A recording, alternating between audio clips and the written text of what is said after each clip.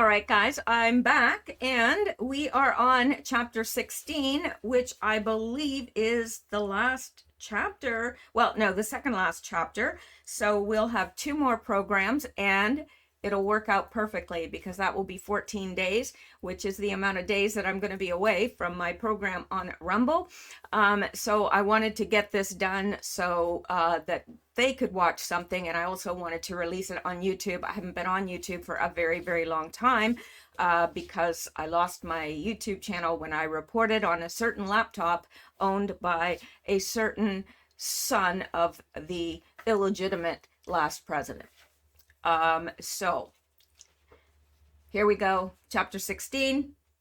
CIA. Now, I may have to lean over here because I have a little bit more light over here. I know it may look odd to you, but okay. I never meant to write this chapter. I really didn't. It demanded to be written. I avoided it. I wrote around it, and eventually I just set the entire book aside. I would pick it up in a year or so later. I would pick it up a year or so later, and the whole frustrating process would begin again. This happened more times than I care to admit. Those who knew the book was in progress kept asking me why it wasn't finished. I didn't know why. There was something missing, something that I wanted to say, something that I needed to say. It was a strong hunch that went back to my early days at MorningStar. However, a hunch is just a hunch unless there's something tangible to hang it on. I was driven to investigate one rabbit trail after another, frustrated with myself for seemingly wasting time. However, those rabbit trails ended up building a foundation of knowledge that was necessary to understanding what came next. I cried the night I found out Paul Kane, one of the Kansas City prophets, and probably, I mean, at least in Rick Joyner's world, he was, top. Like they used to say, he would go into meetings and the electrical circuits would blow. This happened more than once, and we're going to dive into that a little bit too. I cried the night I found out Paul Kane was a CIA operative. In fact, that night is indelibly imprinted on my mind. It validated me on some level and released me from my relentless pursuit. I knew it was over at that point. I had found what I had always known was there, but could never prove. It was one of those cries that made you feel like your tears are washing things away, washing years away, releasing the weight of what you've been carrying for far too long. You see, I'd always felt something more nefarious was happening at MorningStar, something I couldn't see with my eyes, but could nonetheless perceive. I felt like somehow I was involved in a bigger agenda, an agenda I knew I was in the middle of, but knew nothing about. I felt tampered with, like the very core of my being was changed, altered, and manipulated. Certainly being a Christian involves change and regeneration, but this was vastly different than that, I felt.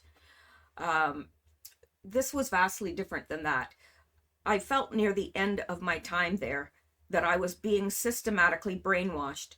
I could never seem to shake that feeling. I had a degree in psychology from a Canadian university. I had studied brainwashing both in school and out, but obviously having studied it did not protect me from it. Several things didn't sit well with me. The constant repetition of music in both word and beat, the frenzied worship, the constant repetition of themes of dominion and warfare, and the effectiveness of their thought-stopping techniques. They always used the same techniques, it seemed. Leadership seemed too effective in shutting down logical thought or questions. Way too effective.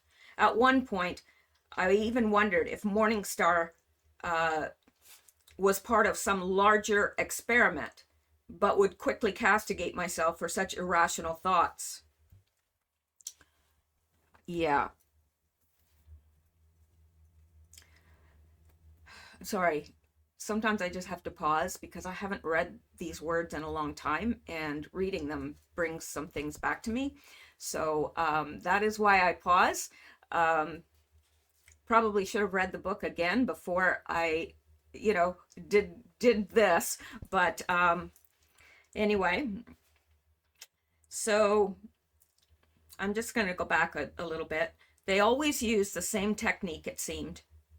Leadership was way too effective in shutting down logical thought or questions. Way too effective. At one point, I even wondered if MorningStar was part of a bigger experiment, but would castigate myself for such irrational thoughts. However, those pesky thoughts and observances would always come back around. Something wasn't right. Perhaps it was the presence of former CIA agent Matt Peterson in the leadership of MorningStar. Perhaps it was the presence of former CIA agent Matt Peterson in the leadership at MorningStar that first piqued my interest in the possibility of CIA involvement at MorningStar. This former agent was intelligent, well-groomed, and attractive. He was also kind and gentle-spirited, something sorely missing in the other leaders. He stuck out like a boulder on a beach at MorningStar. His being there seemed strange to me. It still does. Why? Because at this time, MorningStar was pretty small. The services were still going on in Charlotte, but I had moved to Moravian Falls area where this, big retreat was supposed to be. And the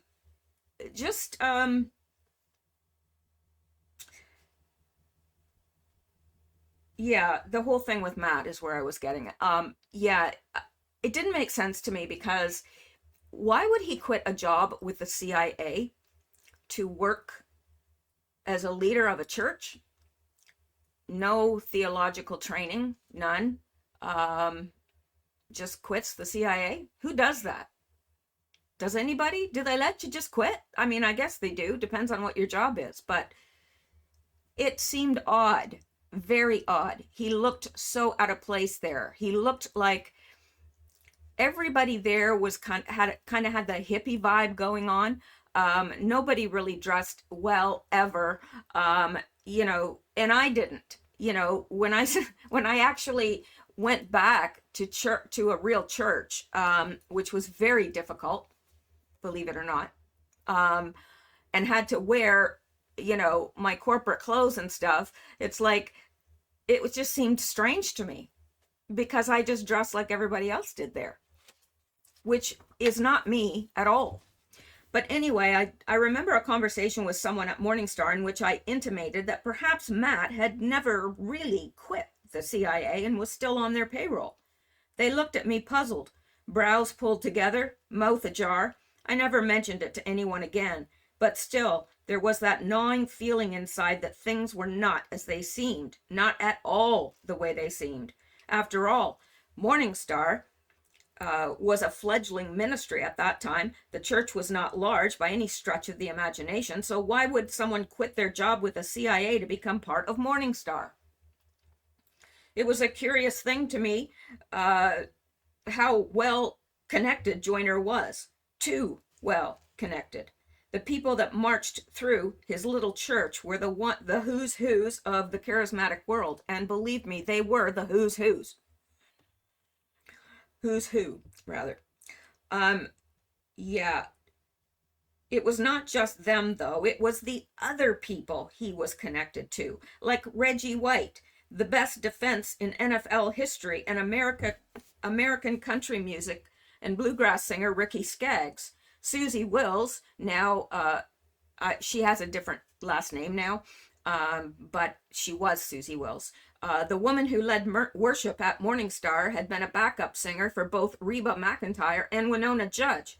How did Joyner just appear out of nowhere and suddenly know all these people? People like Dexter Yeager. His Amway empire embraced 1 million people and distributed more than $2 billion in sales annually, an output that the Charlotte Observer claimed exceeded the gross national product of 39 nations.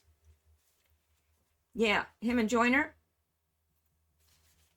Somehow Joyner, who by his own admission was never part of Amway, was given a breathtaking property on Lancaster Highway in Pineville, North Carolina, by none other than Dexter Yeager himself.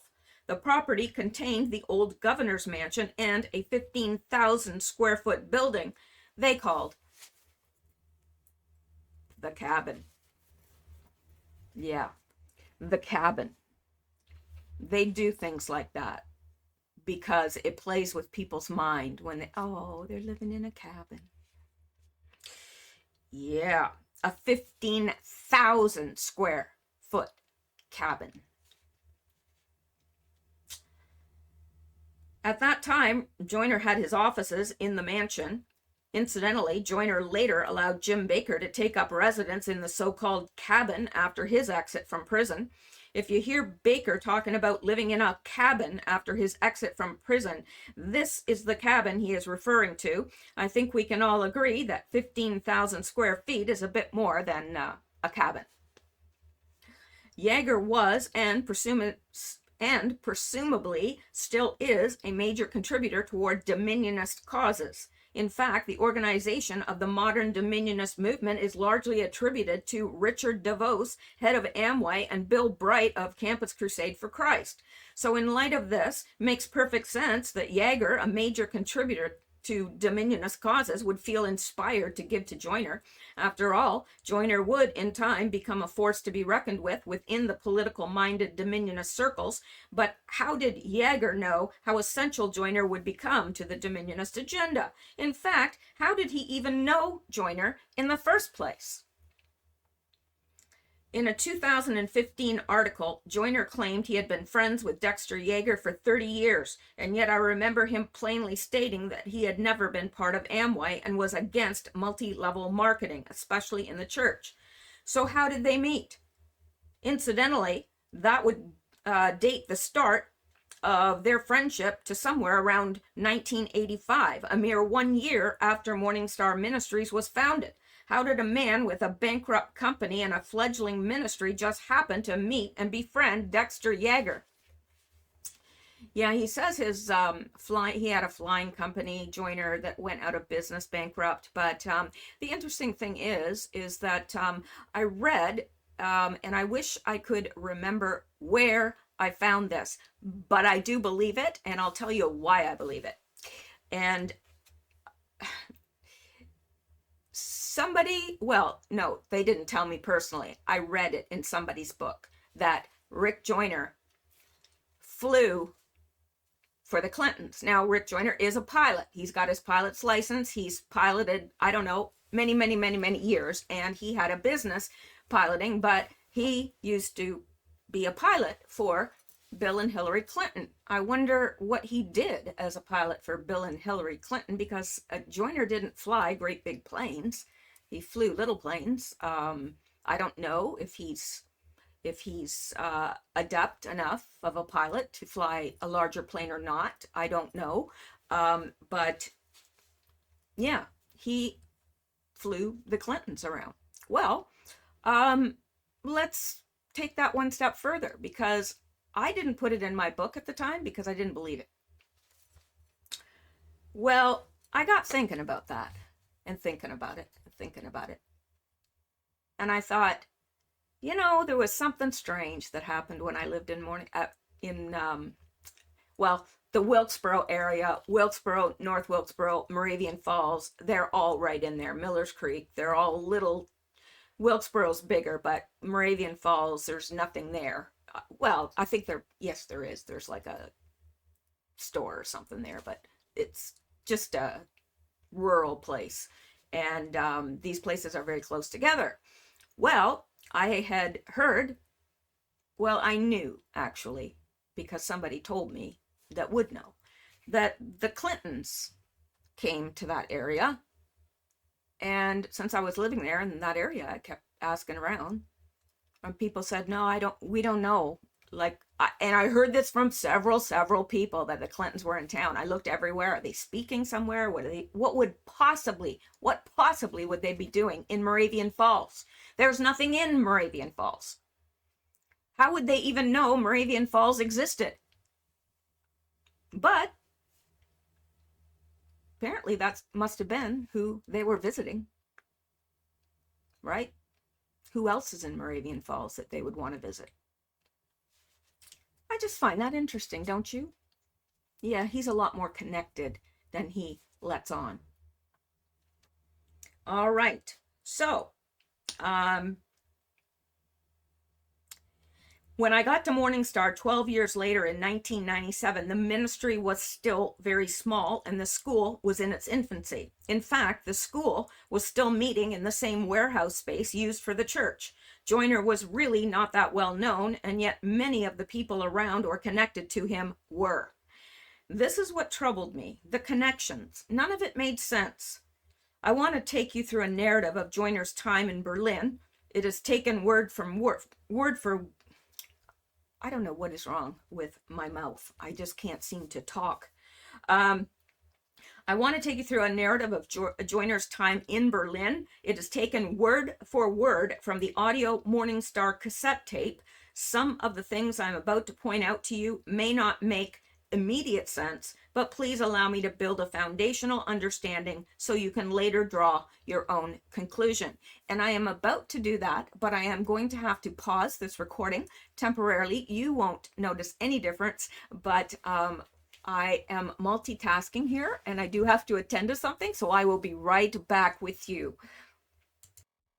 Okay, so let's continue on, and I apologize for that brief interlude, but I do have laundry that I need to get done today, and I just wanted to do these and not have to edit and all that stuff. So anyway, we were about to listen to, I'll just read you the bit before so we can catch up again. I want to take you through a narrative of Joyner's time in Berlin. It is taken word for word from the audio of MorningStar cassette tape. Some of the things I'm about to point out to you may not make immediate sense, but please allow me to build a foundational understanding so you can draw your own conclusions. I was in Berlin with a man who is considered one of the foremost authorities on Nazi Germany, Colonel Eugene Bird, and Colonel Bird had just taken myself and Paul Kane and a friend of ours on the most incredible tour of Berlin that day. And you know, we went to Hitler's bunker and we went all over the place, and he just gave us a personal tour. And we were eating dinner with Colonel Bird, and I was saying, and we're talking all this stuff, and I said, "You ever heard of these Knights of Malta?" And he said, "Well, I am one." And he pulls out his credentials. And he said, "As a matter of fact, this one knight who is called a knight commander has recommended you to be knighted, and he is looking for you now." I talked to him. They had been reading our journals and stuff like that. And right, sure they had. And stuff like that. And head of the order had been baptized in the Holy Spirit. Now, remember who the head of the order is. We know that guy's not filled with the Holy Spirit. He's filled with something, but it's not holy. They had been reading our journals and stuff like that, and head of the order had been baptized in the Holy Spirit and wanted to see them become a spiritual force just like they had been a natural force. Colonel Bird tells me this one guy, he was an Austrian baron, he said, "He is looking for you. He has already recommended you to be knighted." Audio by Rick Joyner Ministries. There is no date on the tape. The Austrian baron that Joyner is referring to here is Baron Newman Bailey Peyton Jr. Colonel Bird tells Joyner that Baron Peyton is looking for him because he wants to knight him. Now, you've got to realize that this is during a time I was at MorningStar. This church was small.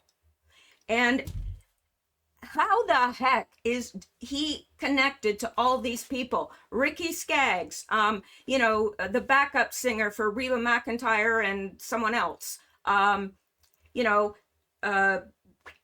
Reggie White, who died suspiciously after his contact with MorningStar. They say he died in his sleep. Well, maybe he did. He did have sleep apnea, but I don't know. I always found that a little interesting, that everything was Reggie White, Reggie White, Reggie White, and then all of a sudden Reggie White was dead. Odd. Just odd things. So, So how did this person know about Joyner? How did Colonel Eugene Bird know about Rick Joyner. And why was he so chummy with him that he went around with him and Paul Kane, who is CIA, or was, I think he's dead now, but he was CIA. He was part of the Stargate program. And that is a fact. So the Austrian Baron that Joyner's referring to here is Baron Newman Bailey Peyton Jr. Colonel Byrd tells Joyner that Baron Peyton is looking for him. Okay, I was thinking that this was the head of the order that he was in, and this is not. That is Papanokolu.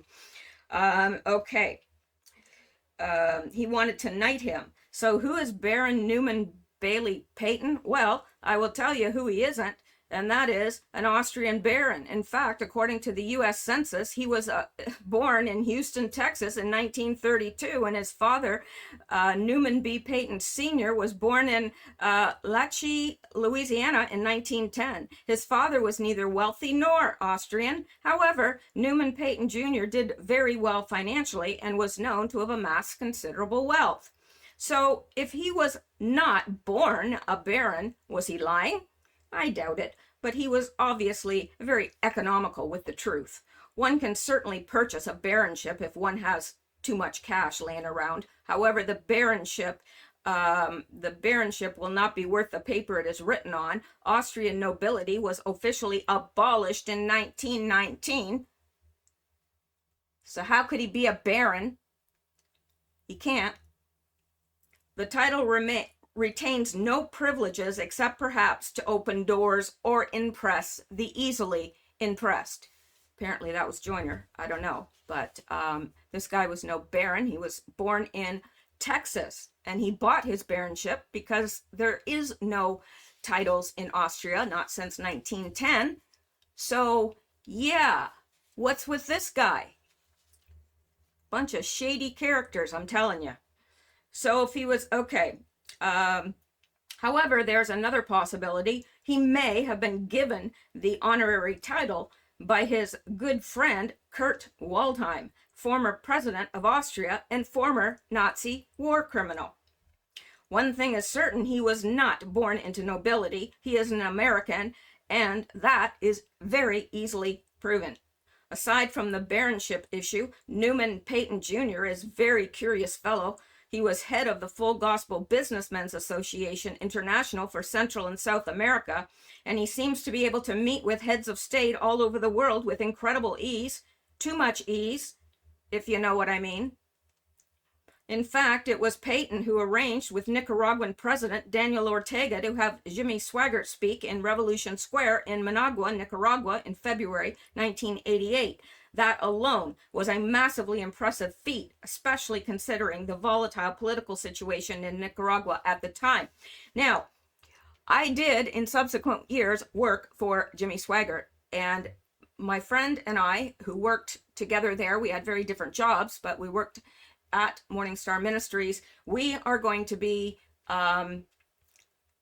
definitely divulging everything we've learned. She, my friend, excellent researcher, has delved so into this. I was just so damaged after MorningStar. I had a brief period of sanity when I was getting everything back in order, and then I landed up in Jimmy Swaggart Ministries, where I continued to just pore over my Bible and try to get the correct theology.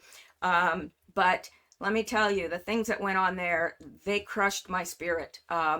It's taken a long time to recover from that. It's taken this long to even talk about that. So that will be coming at some point on this channel. All right. So, yeah, let's get back to this. Yeah, it's interesting that this Newman Peyton Jr., is able to get into just about anywhere, like to anyone. Like, something's up with that. And maybe I've mentioned in my book, and I'll wait to see if I mention it, and if I don't, I will tell you. However, there is another possibility. He may have been given the honorary title by his good friend Kurt Waldheim, former president of Austria and former Nazi war criminal. Well, one thing's for certain, Joyner and his ilk are real into the Nazis. Really, really into the Nazis. Okay, one thing is certain, he was not born into nobility. He is an American, and that is very easily proven. Aside from the baronship issue, Newman Peyton Jr. is a very curious fellow. He was head of the Full Gospel Businessmen's Association, and there is a whole big mess in it. That's another rabbit trail I went down and really wish that I hadn't. I actually ordered stuff from Central America, from all over, intelligence briefings. Also, yeah, a lot going on there. Anyway, for Central and South America, and he seemed to be able to meet with heads of state all over the world with incredible ease. Too much ease, if you know what I mean.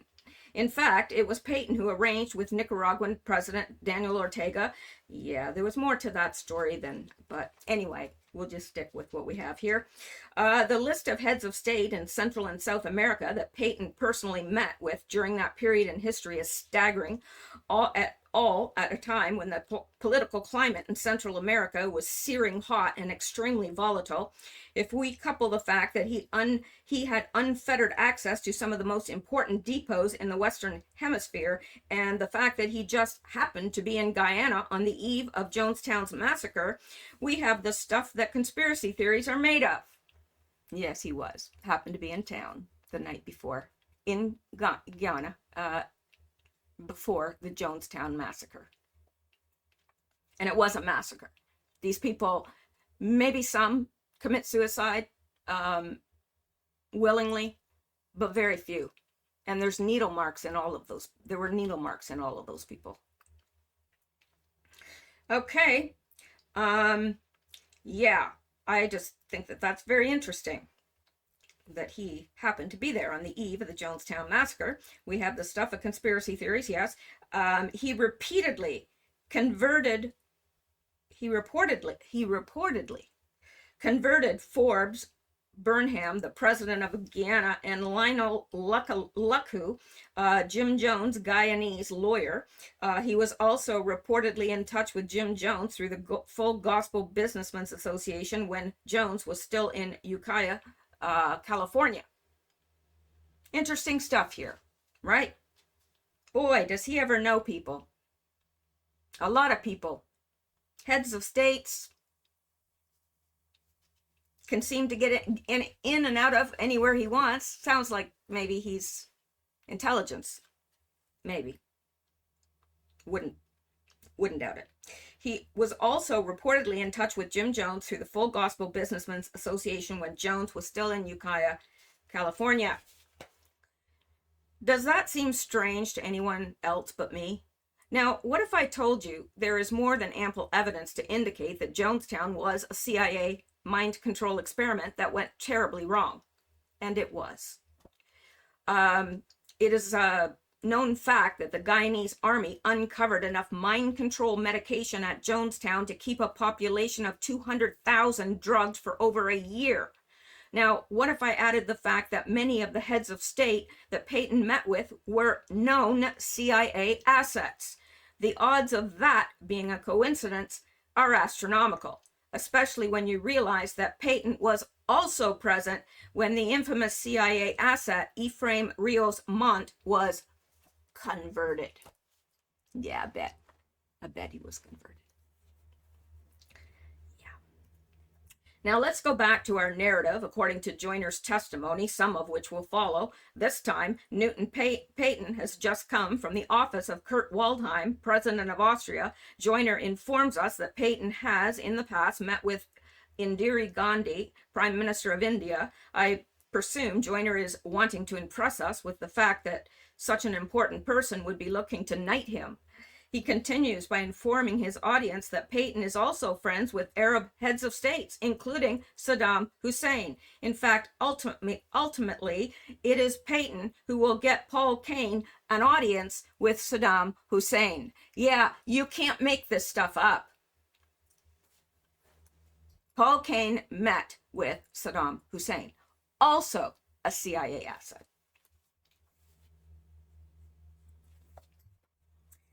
I think the most likely Okay, think about it. Okay, this is just how the, hang on here. I lose my place easily. I must be getting old. Um,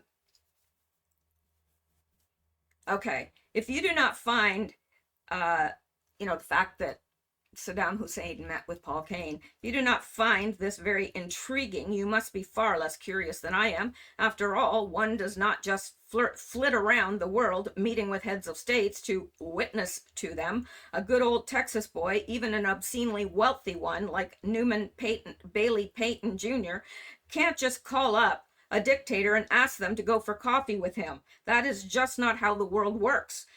Think about it. Payton seems to be magically present at all the political hotspots at just the right time and is either given immediate audience with or becomes friends with the heads of those countries. What are the odds? I think the most likely explanation is that he worked for the CIA, which brings us around to how Newton Payton knew Rick Joyner and why he was looking to knight him.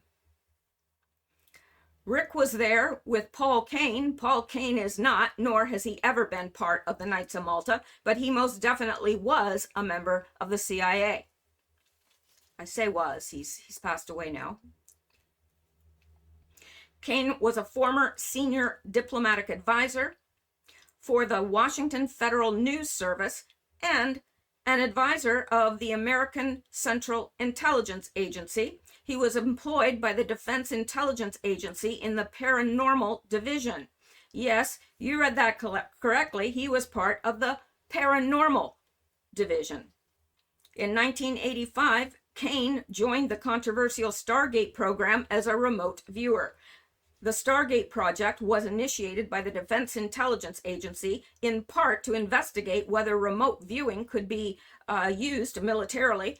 For those perhaps unfamiliar with these terms, remote viewing involves the ability to see or get impressions about a distant, unseen target. The CIA supposedly defunded the project in 1995, claiming that success with remote viewing was not statistically significant, and they could therefore no longer justify its funding. This was shown to be a lie when a 1977 internal CIA investigation into the phenomenon showed that remote viewing had proven useful. Actually, I read not that long ago, had to be within days anyway, I had read that there was a remote viewer that was used, and this was before Saturn had ever been photographed or what, like this was a long time ago. But he was asked, he had this uncanny ability that if you gave him the coordinates of anywhere on Earth, he could tell you what's there. And with alarming accuracy. So they gave him the coordinates for Saturn.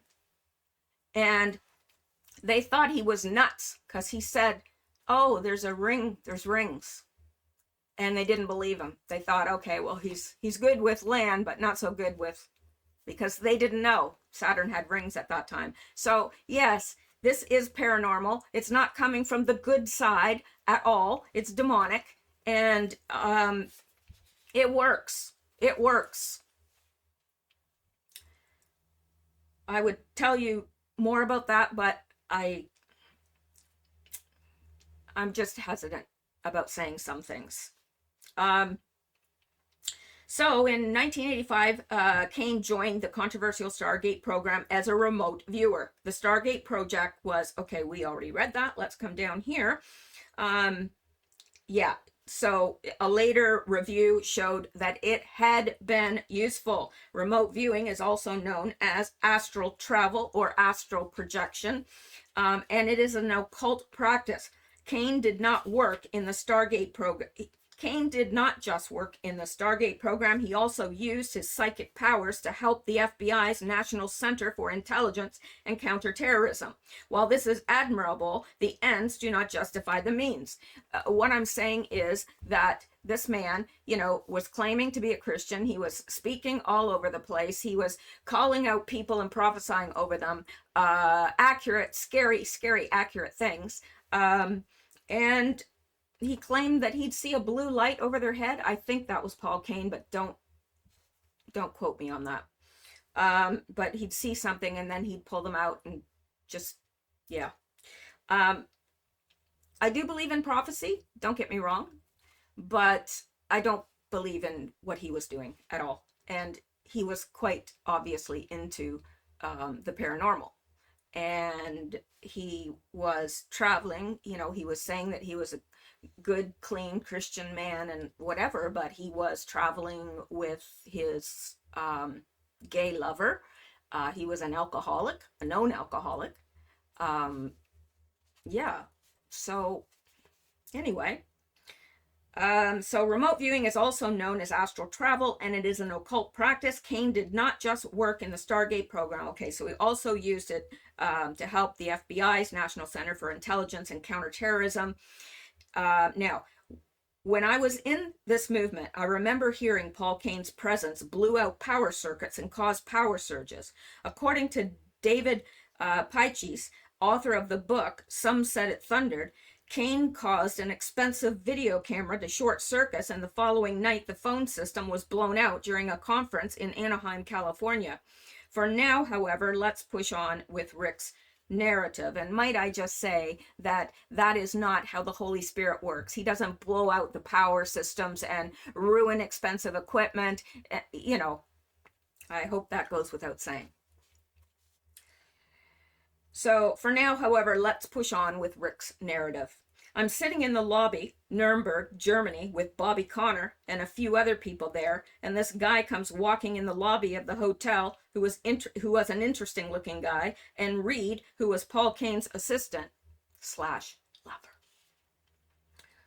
was standing beside me, and he said, "Hey, there's Newman Payton," and this guy was Baron Newman Payton, who Colonel Byrd had told me was looking for me. I said, "Reed, do you know that man?" He said, "Oh yeah, we met him years ago." And he came over, walked over to me, and he had been looking to meet me, and I stopped him right away. I said, "Bobby, give me a readout on this guy." And this guy's going, "What's a readout?" Yeah, well, that's, if you stand, yeah. If you stand next to someone, they read you. They read what's going on in you. It's soul reading. It is not prophecy. It's soul reading. I did it too, and it scares me. And yes, I've repented with tears. Repented and repented and repented until God said, it's enough. I forgave you the first time you asked. But yeah, that's what they say. "Oh, give me a readout on that person," or, go read his mail. And they mean just stand beside them and read their soul. And that's what they were doing. Okay, let me interject here for a moment. First of all, a readout amounts to nothing more than a psychic reading. At MorningStar, this was commonly referred to as reading someone's mail. It was divination, plain and simple. I learned to do this myself with a high degree of accuracy during my time at MorningStar, and I have subsequently repented with tears. I was convinced at that time that these so-called revelations came from the Lord. However, never once did I hear someone call someone to repentance or discern someone's sin. For example, Reed, Paul Cain's assistant in the narrative above, is the same man with whom he later confessed to having a long-time homosexual affair. Why were none of these men able to discern that? Using a more recent example, why would Rick Joyner and the other so-called apostles of the New Reformation not discern that Todd Bentley, one of their own, had an alcohol problem, was having an extramarital affair with his nanny at the time they commissioned him? Why didn't they read his mail? Getting back to our narrative, Joyner is sitting in the lobby of the hotel with Bobby Connors, Paul Cain's assistant, and a few other people. As we will soon find out, Paul Cain is not there, as he is at the office of Kurt Waldheim, the president of Austria. Waldheim was president of Austria from 1986 to 1992, so that gives us the time frame that the narrative occurred. This will become important later on. As Bobby goes, "Sir, when you came in, I just saw something. I saw that you had just come from the office of a man named Kurt Waldheim." like he didn't already know. And his eyes got real big because he had just come from Kurt Waldheim's office. And then Bobby Conner, said, I saw you, or I saw him, opening this briefcase and giving you something out of it. And Bobby described the briefcase, and his eyes got real big. He said, this is incredible. Baron Peyton, said, that is the only briefcase like that in the world. I had it custom made for Kurt Waldheim, and it was a weird thing Bobby had described. MorningStar Ministries, Rick Joyner audio, no date given on the audio. Okay, so yeah, and a lot of times I never saw anything that they said was going to come true, but I did see overall patterns coming true. And there's no doubt in my mind that they had knowledge of future events, not prophetically, but because of their ties to the CIA. And, a lot of time the prophecy was so ridiculous. It was, you couldn't quantify it. Some of you in here this year, you're gonna, start a business and whatever.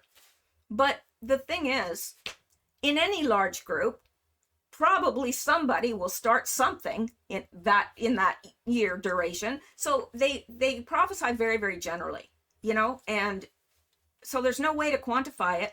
And a lot of times, I've seen this happen so many times. Rick Joyner will say something, prophesy something, and it won't come true, but maybe something similar happens, and then he goes back and he changes that prophecy and he says, no, this is what we said would happen, but it isn't, because people like me that were there in the very beginning sat through prophecies after prophecies after prophecies.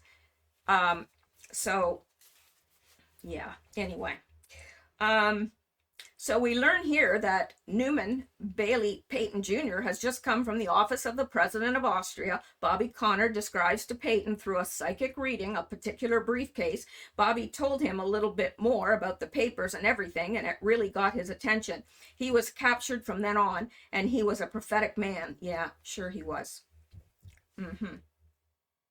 Yeah, I've told you everything about Peyton. Yeah, he was definitely not. Anyway. Okay.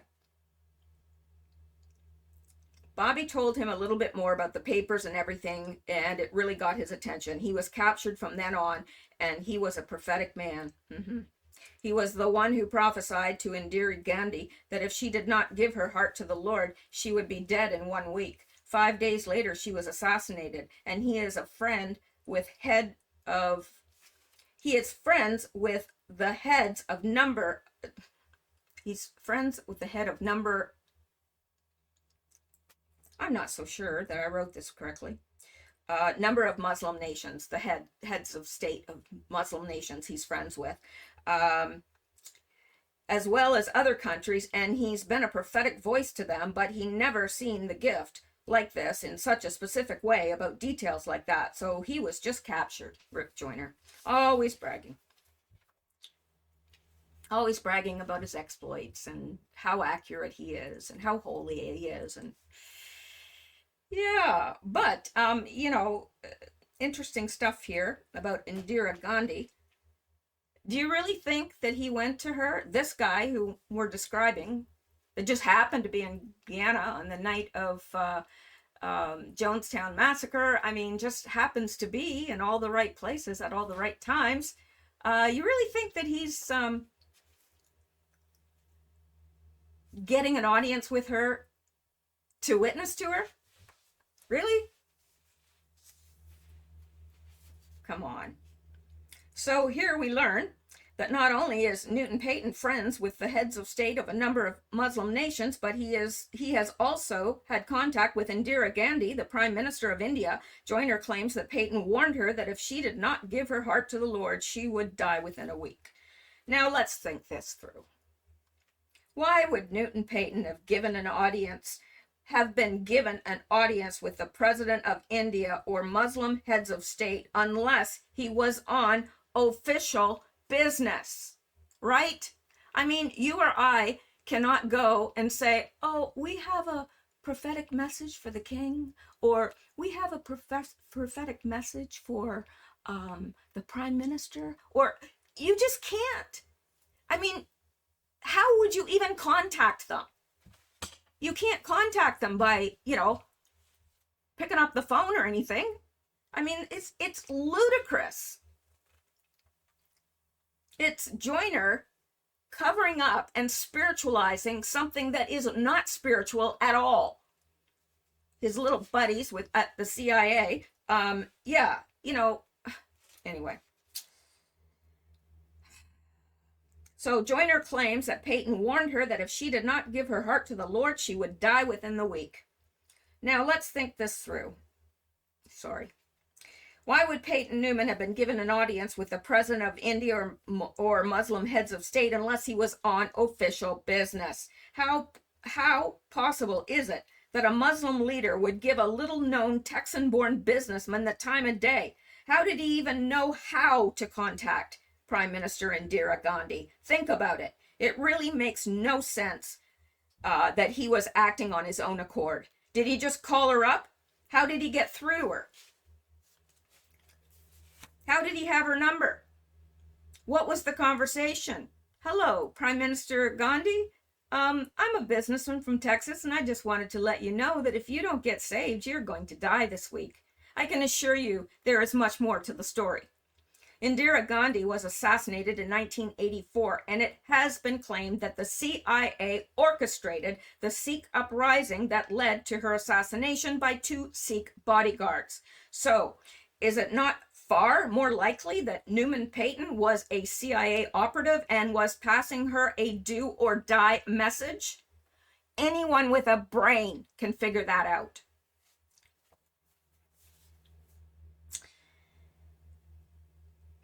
As we are about to see in the narrative that follows, this same Newman Peyton gets Paul Kane an audience with Saddam Hussein.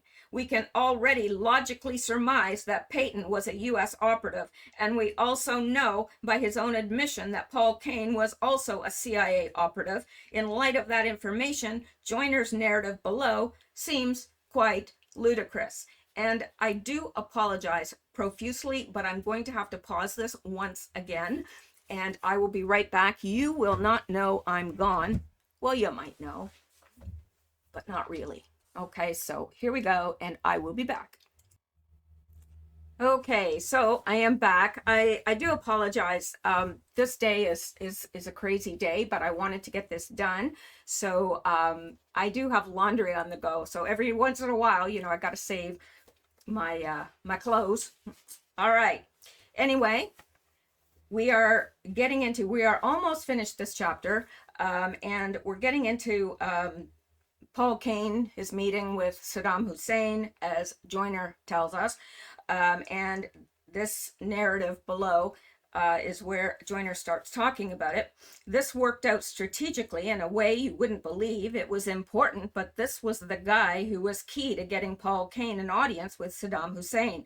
You may have heard us talking about that. And Paul went. Saddam Hussein, some of his guys had been in a meeting. Had they been the prophetic... I'm sorry. Now, this is where things get ludicrous, but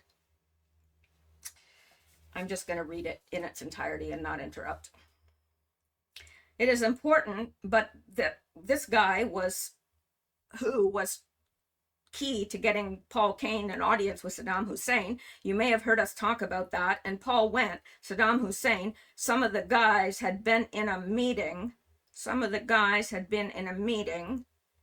Had seen the prophetic gift operate, and they were utterly convinced that Paul was a true prophet. Saddam became convinced, and he wanted to meet with Paul. Okay, it all worked out. Well, Newman was the guy who worked this out, and right after he sent the fax to start the process, all this fear came on him.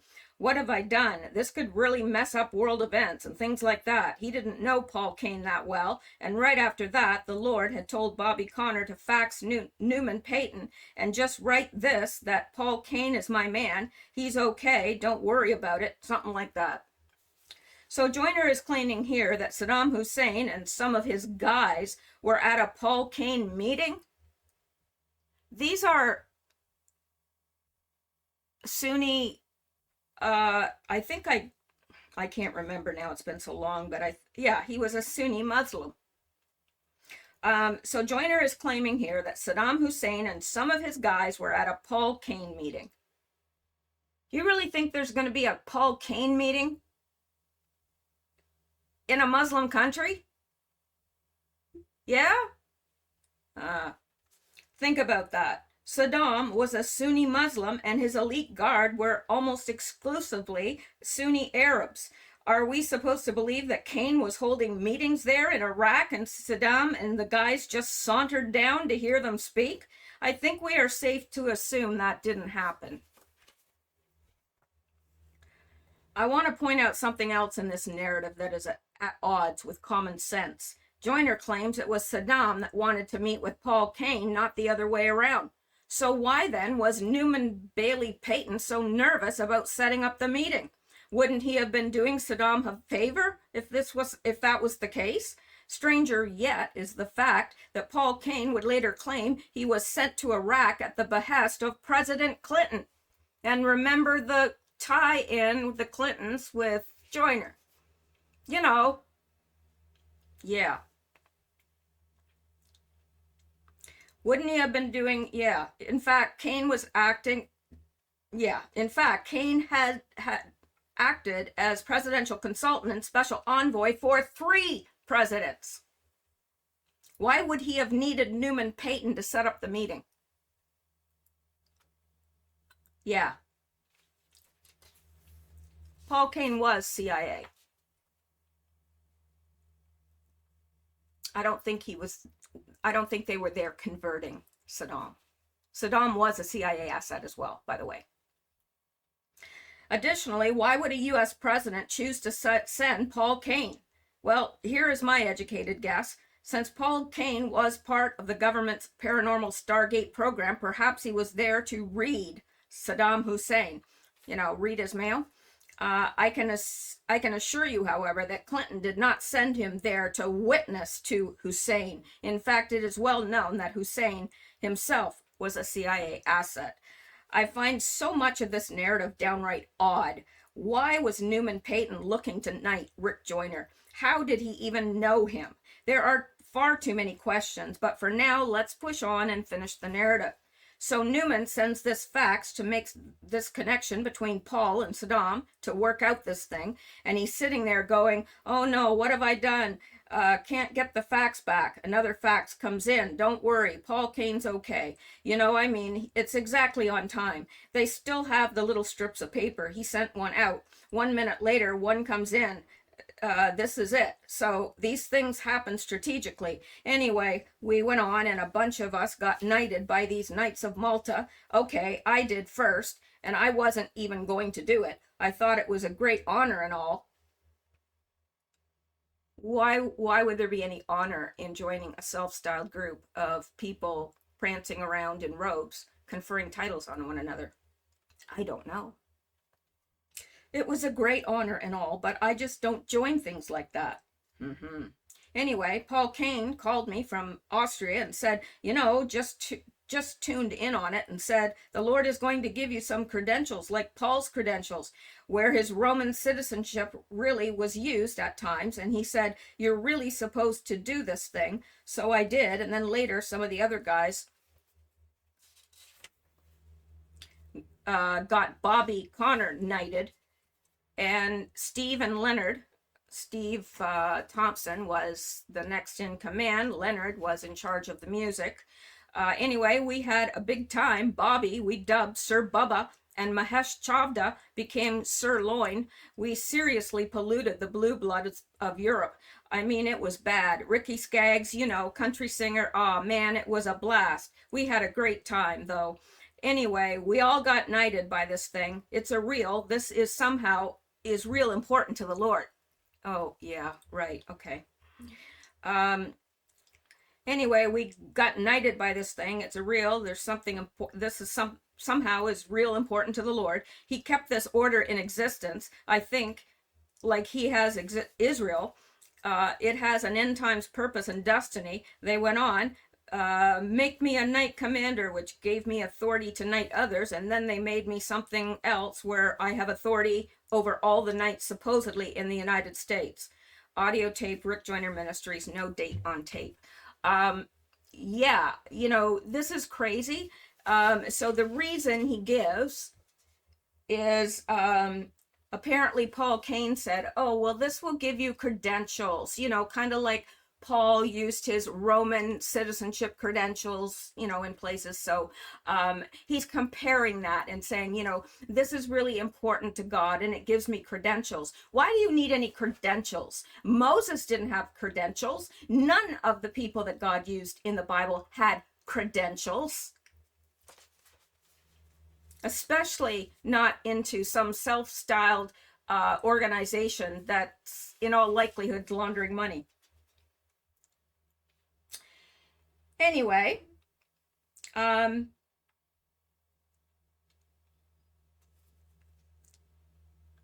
okay, yeah, I find so much of this narrative. Okay, and I've read that. I read that about Bobby knighted and Stephen Leonard. Anyway, we had